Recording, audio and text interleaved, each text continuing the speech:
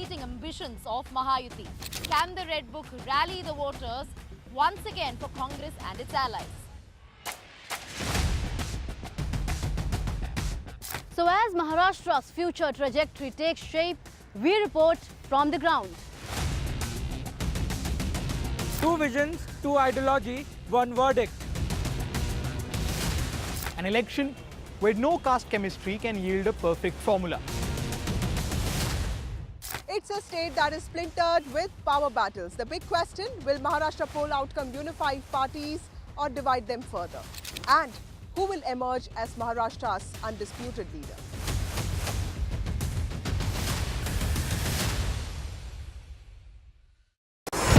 NDTV proudly upholds its legacy of trust and credibility.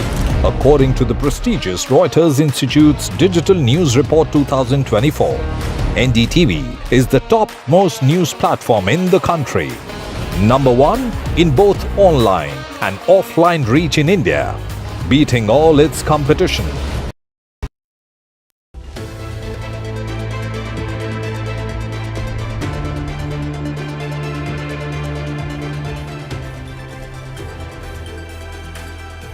Hello and welcome. This is India Sense. I'm Gauri Dwivedi. Let's get you the headlines this Friday evening.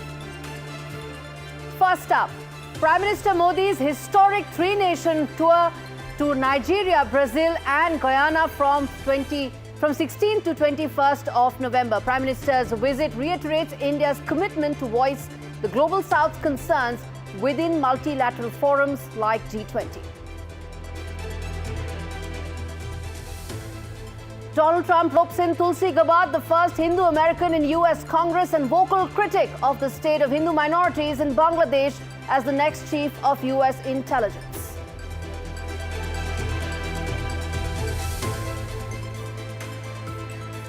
Canadian Prime Minister Justin Trudeau stares at increasing uncertainty at home and abroad as Donald Trump set to return to the White House for a second term. We decode Trudeau's Trump dilemma and its key impact for New Delhi. Big boost to New Delhi's Make in India defense manufacturing push. DRDO conducts maiden flight test of its 1,000-kilometer long-range land attack cruise missile. The move further bolsters New Delhi's Make in India defense manufacturing push.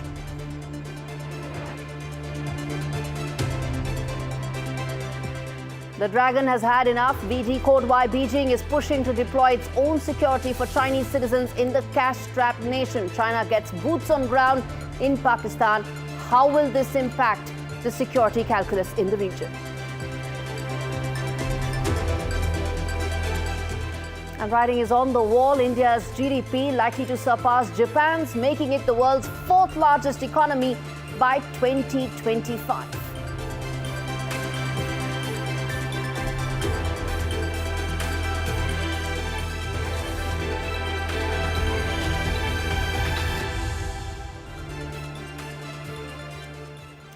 All right, on to our big story that we are tracking on India Sense today, which is Prime Minister Modi's three-nation tour that is set to start from the 16th of November. All eyes are on the upcoming G20 summit that will take place in Brazil. In the wake of India's groundbreaking presidency in 2023, the world is now bracing for a new chapter of global diplomacy, one where India continues to assert itself as the voice of the global South during and of course pushing the narrative of inclusivity, sustainability and reform on the global stage. In fact, India's leadership in 2023 saw the G20 encompassing 88% of the global GDP, 78% of international trade and 3/4 of the world's population. These numbers tell a story of unprecedented cooperation, but there's more. It in fact reflects India's rising stature as a leader of the world's emerging economies. New Delhi is advocating for fairer and more sustainable global development. In fact, the summit also saw pivotal milestones like the Green Development Pact, which committed G20 nations to tripling their renewable energy capacity by 2030, and the launch of the Global Biofuels Alliance, which was a groundbreaking initiative designed to boost sustainable biofuel production globally. India is set to continue its focus as far as renewable energy is concerned, both at G20 and also at the bilateral visits that are lined up later, whether it's Nigeria or Guyana. This is the first G20 where the African Union will be a full member after its induction last year at the India Summit. In fact, this year's G20 and its declaration will be reflective of the global South and play a central role as far as the global decision-making is concerned. And this year, India's focus will be on ensuring the hard-won gains of 2023 are not lost. The 2024 G20 theme, which is building a just world and a sustainable planet, aligns perfectly with India's long-standing stance, one that's calling for a need for global governance reforms, social inclusion, and a shift to sustainable development. India's core message will continue to resonate. A just and sustainable world can only be achieved if the voices of the global South, emerging economies, are heard loud and clear. India's advocacy is based on the belief that any real solutions, whether it's for climate change, whether it's for closing the digital divide, will be found only if they are inclusive and they address the needs of the world's most vulnerable. The bilateral with Guyana is part of India's strategy to engage more with the CARICOM nations. It follows Jamaican Prime Minister's recent visit to India. Collaboration is going to be on economic ties, climate assistance, as well as strengthening the historical and cultural ties that India has with CARICOM nations.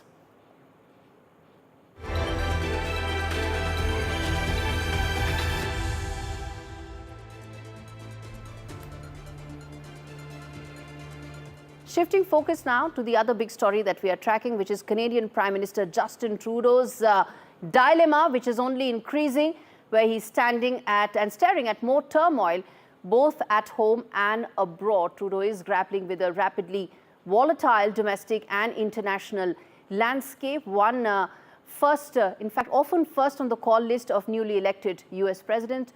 Trudeau's Canada, in fact, fell behind India in terms of reaching out to President-elect Donald Trump. Trudeau and Trump, in fact, spoke after the President-elect had spoken with leaders from Italy, Ukraine, Hungary, and UK, amongst others. This gives an indication about Donald Trump's policies, his priorities, and how he views the current Canadian Prime Minister. This report tells you why the US-Canada relationship could witness a reboot and how it will impact New Delhi.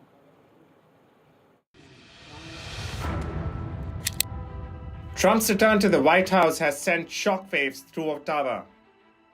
Canada now braces for potential trade wars and uncertainty in one of its most important foreign relationships. And it seems Trump does not fancy the present Trudeau-led Canadian government. In his previous term, Trump upended the North American Free Trade Pact with Canada and slapped higher tariffs on Canadian steel and aluminium. With a historic mandate to push his America First ideology, Trump 2.0 will double down on this. A move that will deeply hit Canada's faltering economy. But it's not just trade policies. Trump's administration may view Trudeau's harboring of Khalistani terrorists harshly. RCMP's failed probe in the killing of Khalistani terrorist Nijjar, which has so far produced zero proof, may be viewed for what it is, a motivated agenda against India.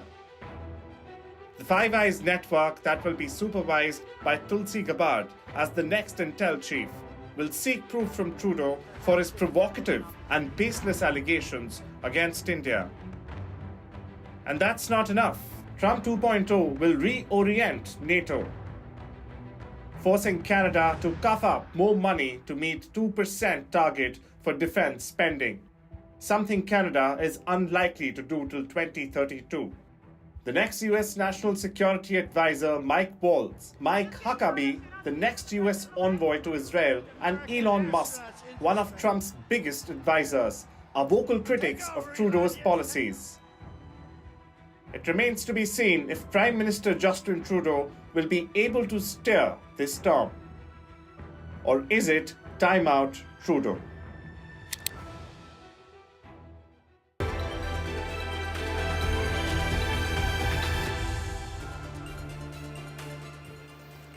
Shifting focus now to the other wide-angle story that we are discussing, which is the latest that's happening in Bangladesh.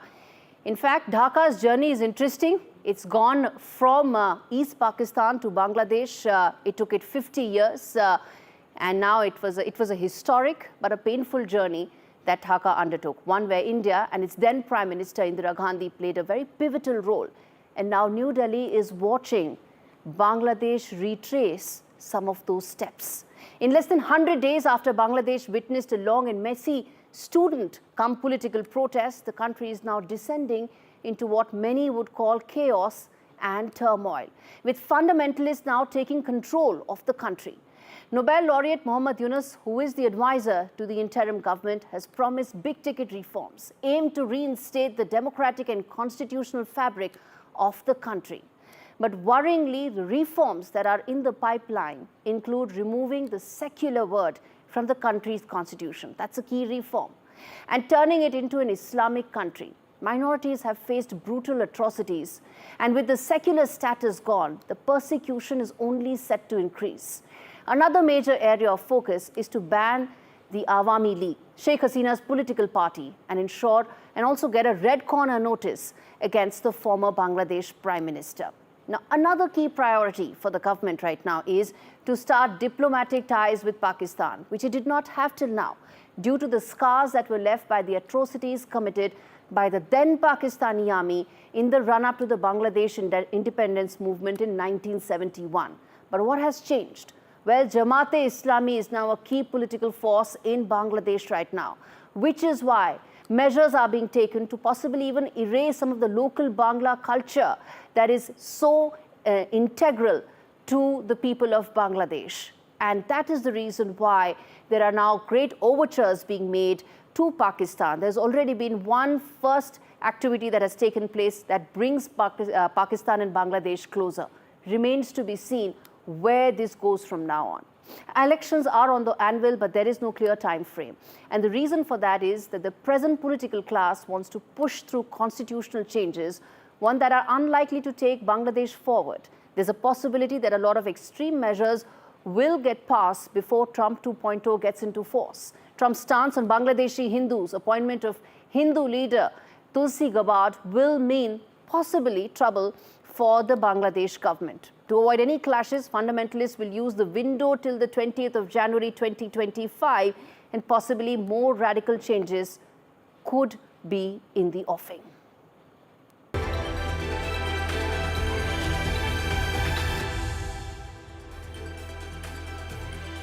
All right, Inside Story segment on the show where we tell you exactly what's happening as far as China-Pakistan is concerned. There is an economic corridor, the China-Pakistan economic corridor.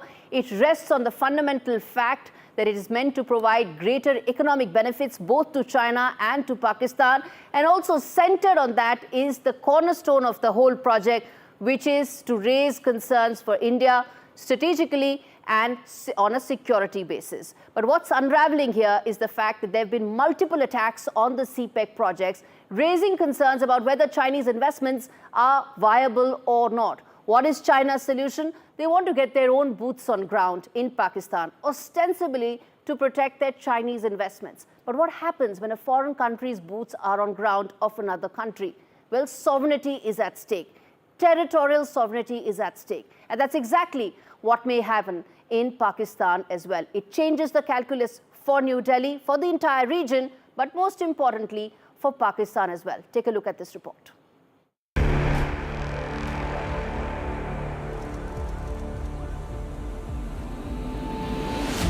Karachi 2024, a city on the edge. An airport suicide bombing rocks the streets, sending shockwaves through the region. But this isn't just an attack on Pakistan. It's an attack on China's economic ambitions, and the stakes have never been higher. China's economic juggernaut is heavily invested in Pakistan, billions of dollars in infrastructure, mines, and ports, a long-standing partnership born from the China-Pakistan economic corridor. But this fragile alliance is beginning to crack. In the wake of the bombing, Beijing's frustration is reaching a boiling point. China is demanding that Pakistan allow its own security personnel to protect Chinese nationals, The message is clear. If you can't keep us safe, we'll take matters into our own hands. For China, this is more than just about protecting its people, it's about protecting its wallet. With billions in projects and investments at stake, Beijing is tightening its grip. But here's the question. Is China's push for control over security just a move to guard its assets, or is it a calculated step toward turning Pakistan into something more? Pakistan's sovereignty is at a crossroads. With Chinese military personnel in the mix, Beijing's influence is no longer just economic. It's strategic, military, and perhaps political. Some fear this could be the first step in transforming Pakistan into an extension of China's reach, a satellite where Beijing pulls the string behind the curtain. The attack on Chinese workers in Pakistan have become a constant headache for both countries, and while Pakistan has promised to improve security, China's patience is wearing thin. Trust is a fragile commodity, and after these attacks, it's hard to say who really has Pakistan's back. China's message to Pakistan: we've invested too much to leave this to chance. With the growing threat of extremism and the strategic value of CPEC, it's clear that China is playing the long game, and the consequences of failure could shatter their partnership. As China pushes for more control, Pakistan's autonomy hangs in the balance. Will it remain a sovereign nation, or will it become a pawn in Beijing's quest for global dominance? One thing is for sure, China's patience is running out. Pakistan's future and its freedom may just depend on the next move in this high-stakes game of power. All right, we're slipping into a very short break, but we come back and talk about, well, the biggest India ascent story. India is set to surpass Japan a year ahead of schedule to become the world's fourth largest economy. We come back and talk more. Stay with us.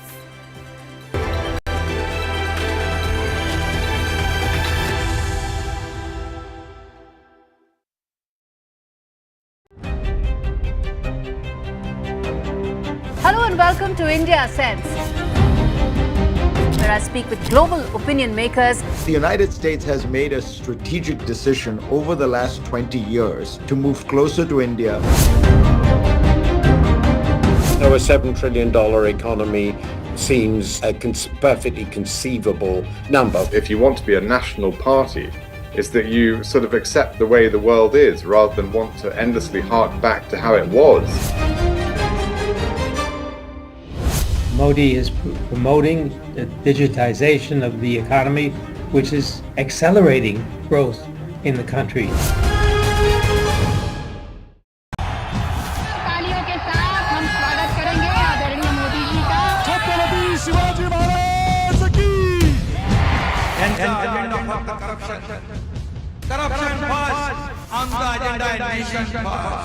घोषणा आणि जनतेचे पैसे लुटणं.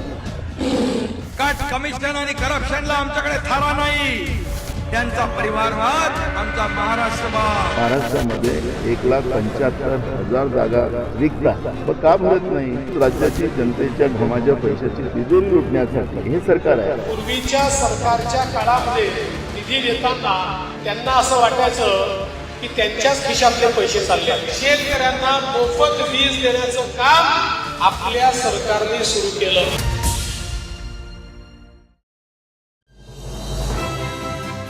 Our iconic Rashtrapati Bhavan is not only a magnificent building, but also a treasure trove of historical significance. यहाँ जो किताबें हैं बहुत पुराने किताबें और बहुत रेयर किताबें, दूसरे लाइब्रेरी में इस तरह की किताबें नहीं मिल सकती.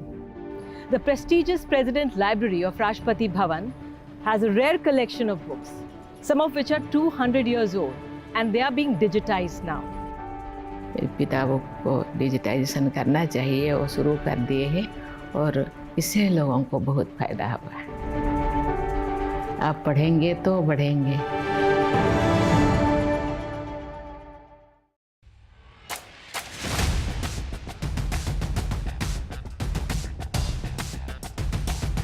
The last elections of 2024. It's the battle for India's economic heart. An election that will decide Maharashtra's future and India's political fate. क्या Can the big brother BJP manage the competing ambitions of Mahayuti? Can the Red Book rally the voters once again for Congress and its allies? So as Maharashtra's future trajectory takes shape, we report from the ground. Two visions, two ideology, one verdict. An election where no caste chemistry can yield a perfect formula. It's a state that is splintered with power battles. The big question, will Maharashtra poll outcome unify parties or divide them further? And who will emerge as Maharashtra's undisputed leader?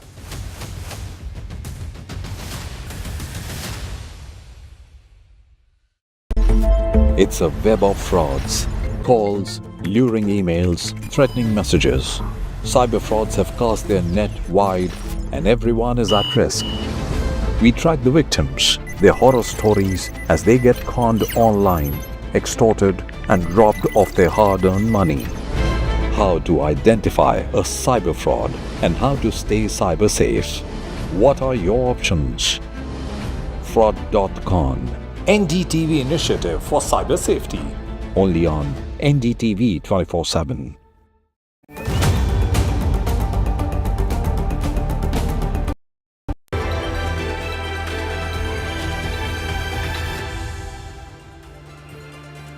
Welcome back.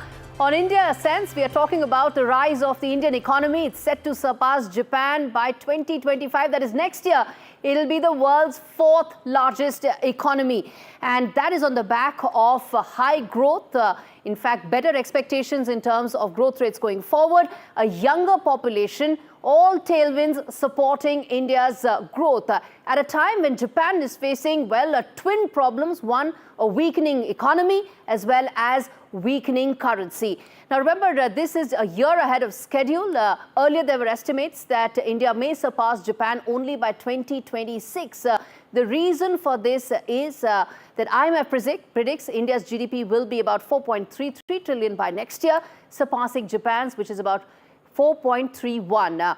By the end of 2030, India is set to be a $7 trillion economy and as a major economic powerhouse.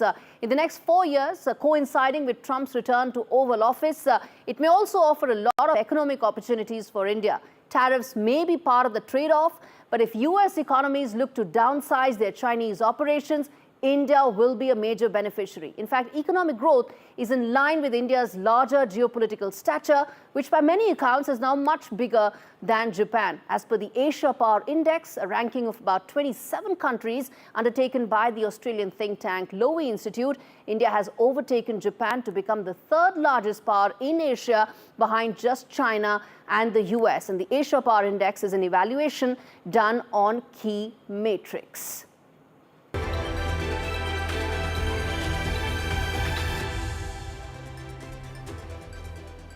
All right, it's the Top Voice segment on the show. We talk more about what's happening in Bangladesh with Dr. Mahdi Amin, who is advisor to the BNP chief, to talk more about what's happening in Bangladesh and BNP's plan and agenda. Dr. Amin, help us through what is the agenda that BNP has for Bangladesh. Well, thank you for inviting me today. In Bangladesh, there is a lot of ongoing conversation about the reforms, the plans, and it's encouraging that many of these ideas have already been outlined in the BNP's 31-point framework for structural reforms. This shows how deeply the main political party of today's Bangladesh is integrated with the aspirations and sentiments of the nation.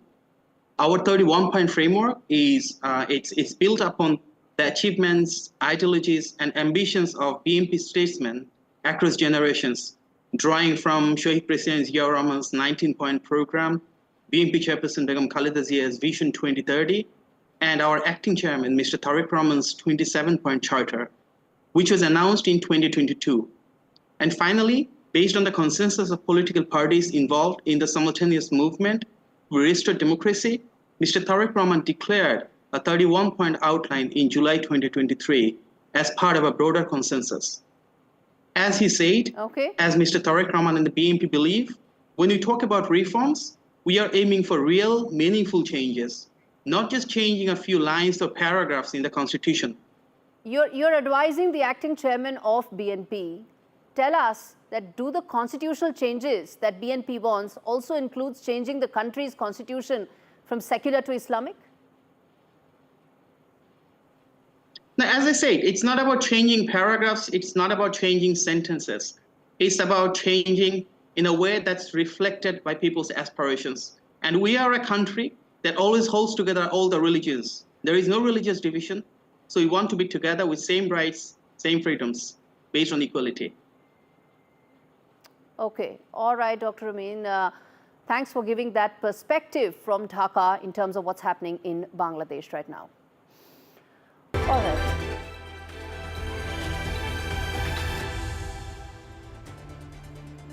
Quick take segment on the show. First up, world is on fire literally with climate change and chaos now making things much tougher. It's a reality that the world is living with. And as the earth sweats under record-breaking temperatures, the question arises, who will lead the fight to save our planet?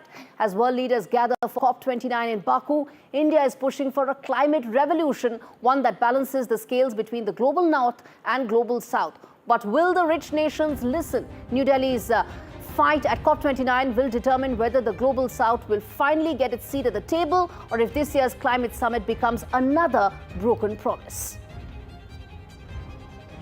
From the days of empty arsenals to a thriving era of self-reliance, India's remarkable Atmanirbhar or Make in India defense manufacturing journey is now a point of pride for every Indian.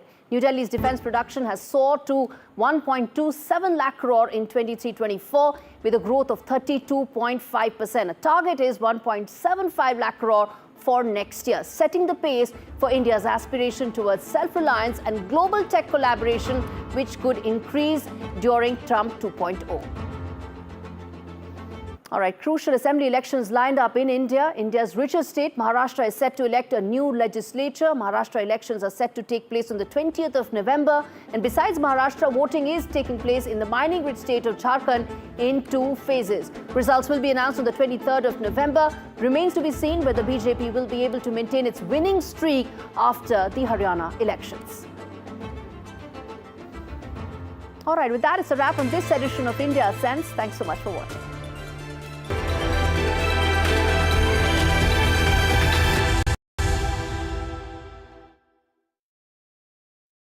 In today's interconnected world, India's voice is more crucial than ever.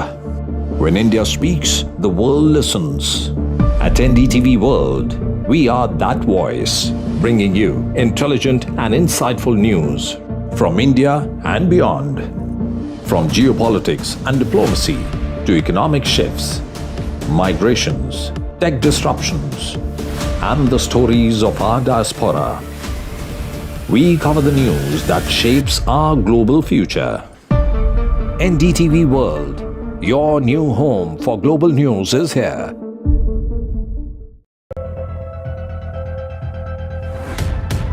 We reached an agreement on petroling. We have gone back to where the situation was in 2020, and we can say with that the disengagement process with China, you can say, has been completed. The understanding, to my knowledge, is that we will be able to do the patrolling which we were doing in 2020.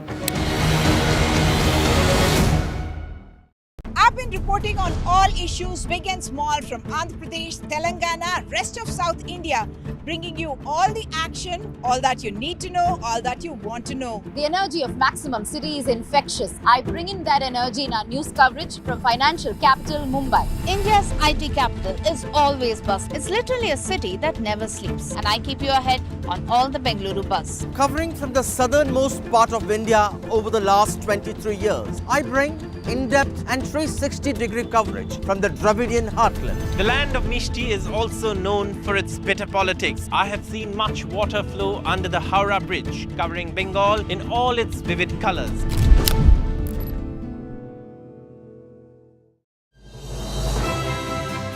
Our iconic Rashtrapati Bhavan is not only a magnificent building, but also a treasure trove of historical significance. यहाँ जो किताबें हैं बहुत पुराने किताबें और बहुत rare किताबें दूसरे लाइब्रेरी में इस तरह की किताबें नहीं मिल सकती। The prestigious President Library of Rashtrapati Bhavan has a rare collection of books, some of which are 200 years old, and they are being digitized now. किताबों को डिजिटाइजेशन करना चाहिए, वो शुरू कर दिए हैं और इससे लोगों को बहुत फायदा हुआ है। आप पढ़ेंगे तो बढ़ेंगे।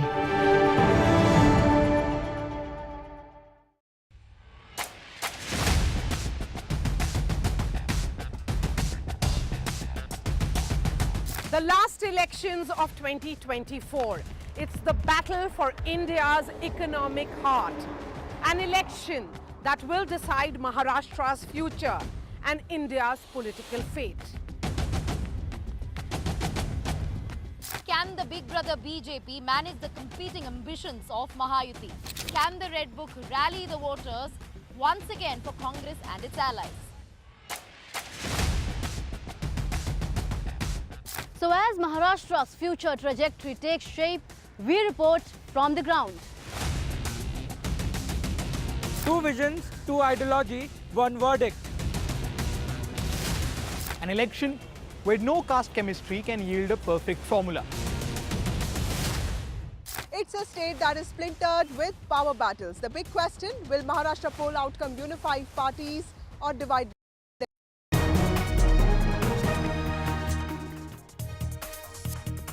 Hello and welcome to the Southern View this Friday evening. Lots lined up on the show, including our focus on making pop stars accountable for songs they sing and allegedly encouraging violence in their concerts. But first, the headlines that we're tracking this hour. Prime Minister Modi's aircraft develops a technical snag at Deoghar Airport, disrupts his schedule for a bit today, but the boost for green energy on track as the Prime Minister to lay foundation stone for a mega green hydrogen project in Andhra Pradesh on 29th of November. New Delhi remains a gas chamber because of the intense air pollution after GRAP 3 norms were put in place. Cars which have BS3 compliant petrol engines are not allowed on the roads, and BS4 diesel vehicles are off the roads as well. The ICC has denied permission to the Pakistan Cricket Board to conduct the Champions Trophy tour in cities within Pakistan-occupied Kashmir. This decision follows objections from the BCCI. Meanwhile, according to sources, BCCI Secretary Jai Shah strongly condemned the trophy tour in POK and has raised the issue with the ICC. In Karnataka, BJP and JDS hit back at the Congress for setting up an SIT to probe the alleged COVID scam against former Chief Minister B.S. Yediyurappa. The Congress reiterates its charge that the BJP and the JDS are wooing its MLAs with 50 crores each.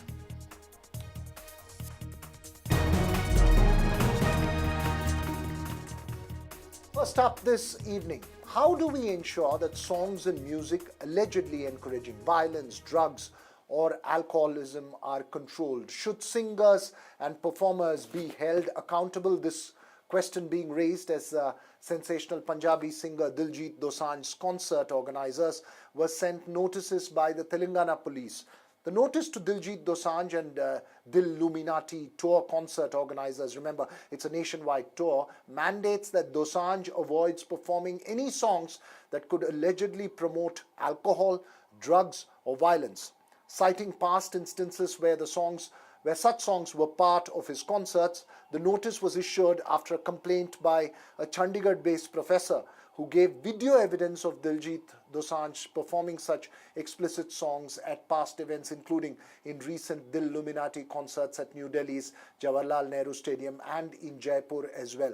Songs celebrating gun culture and drugs have often raised concerns time again over their influence on society. Remember, this is not the first time that we're picking this issue up, and it's not perhaps the last. It is an issue of enormous importance, the darker side of the lighter world of pop music. So how do we hold pop stars responsible for the culture they encourage and the impact of their songs? Joining us this evening, Professor Pandit Rao, the professor who raised the issue and wrote that letter to the Telangana police. Thanks very much for speaking to us here, sir. Noted singer Gurashish Singh also with us this evening, and former Additional Director General of Police KP